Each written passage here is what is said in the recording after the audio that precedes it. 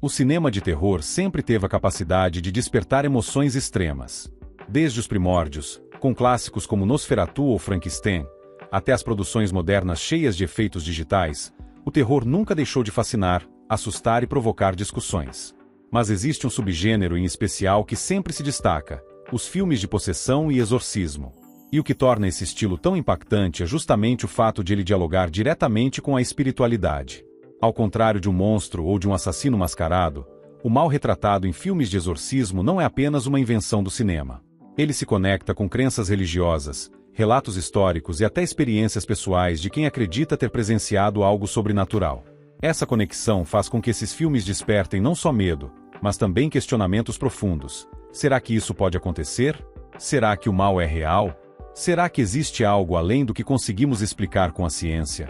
E, nesse sentido, quando falamos de exorcismo no cinema, não existe outro filme que represente melhor esse estilo do que O Exorcista, lançado em 1973.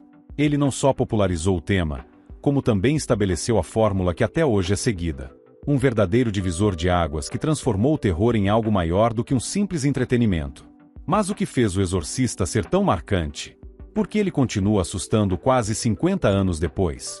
E como ele se compara a outros filmes que também exploraram a possessão demoníaca? É isso que vamos analisar. O Exorcista, 1973, um fenômeno cultural.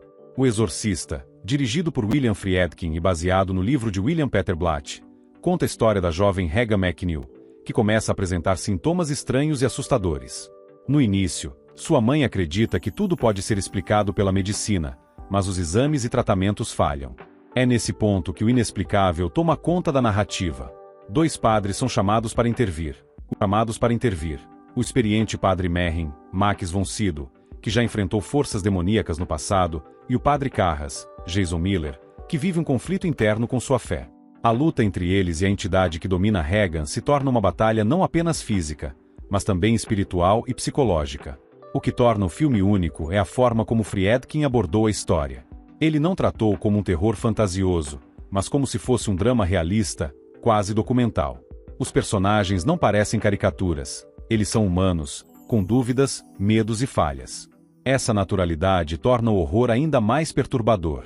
As cenas icônicas, como a cama sacudindo, a cabeça girando, o vômito verde e a famosa descida da escada de costas, não eram apenas truques visuais, mas parte de uma atmosfera cuidadosamente construída para causar desconforto e choque.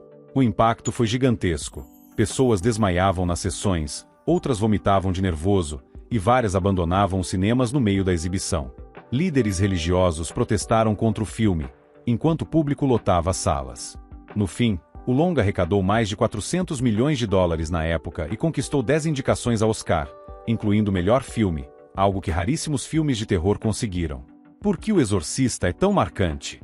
Realismo. Friedkin trabalhou com médicos, padres e consultores para dar credibilidade ao roteiro. Ambiguidade. Até certo ponto, o espectador pode acreditar que Regan sofre de problemas mentais. Essa dúvida aumenta o medo.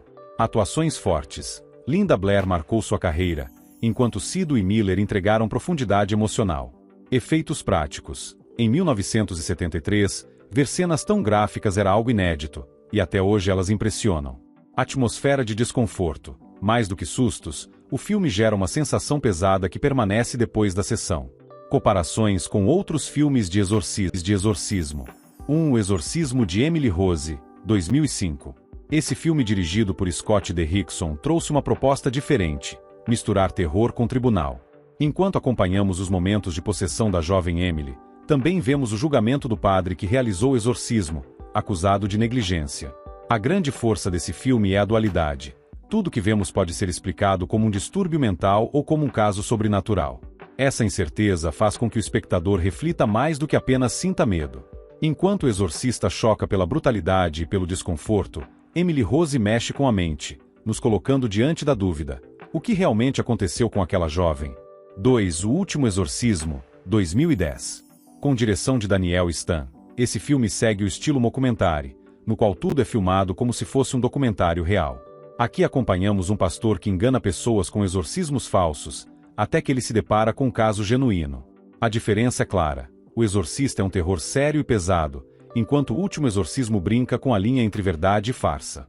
Apesar de ser criativo, o final acabou dividindo opiniões, mostrando como é difícil atingir o peso emocional do clássico.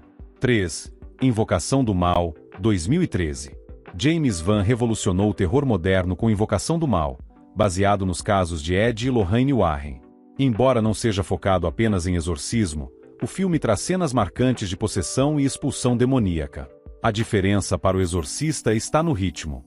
James Wan aposta em jumpscares e cenas rápidas, enquanto Friedkin construiu o medo lentamente, com silêncio, olhares e tensão crescente.